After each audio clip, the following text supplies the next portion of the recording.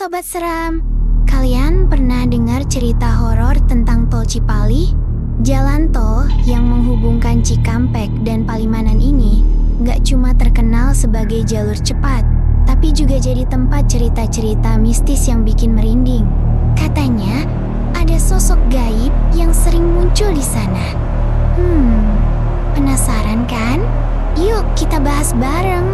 Kenapa banyak kejadian aneh di Cipali?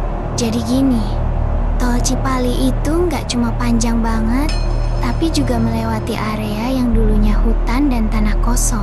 Nah, menurut cerita masyarakat sekitar, tempat seperti itu sering dianggap angker karena jadi tempat tinggal makhluk halus. Beberapa pengendara bahkan ngaku pernah ngalamin kejadian aneh, kayak tiba-tiba ngantuk berat padahal baru saja istirahat, atau ngerasa mobilnya berat banget seperti ada yang ikut. Serem, ya?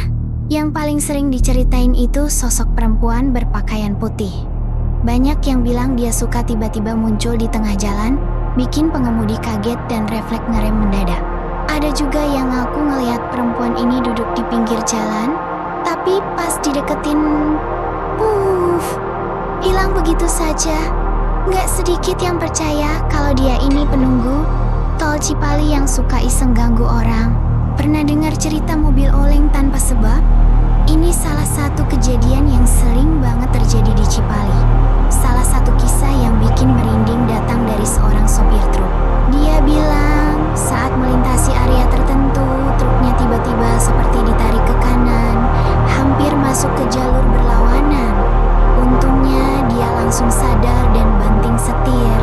Setelah kejadian itu, dia mengaku terus terngiang-ngiang suara perempuan tertawa di telinganya.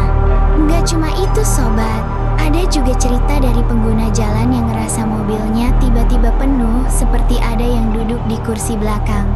Padahal dia sendirian. Ketika dicek lewat spion, nggak ada siapa-siapa. Tapi bulu kuduk langsung berdiri karena suasananya jadi berat dan mencekam. Nah, buat kalian yang sering lewat Cipali, ada mitos yang katanya harus kalian lakukan. Sebelum masuk area tol, usahakan salam atau berdoa. Banyak orang percaya hal ini bisa menenangkan penghuni gaib di sana biar nggak iseng. Percaya atau nggak ada salahnya coba kan? Jadi, gimana Sobat Seram?